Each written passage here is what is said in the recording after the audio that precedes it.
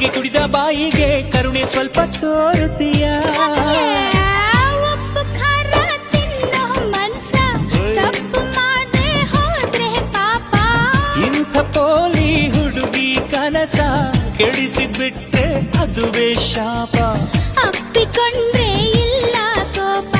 ಮಲೆನಾಡಡಿಕೆ Mysuru ವಿಳೆದೆಲೆ ಬೆರೆತರೆ ಕೆಂದ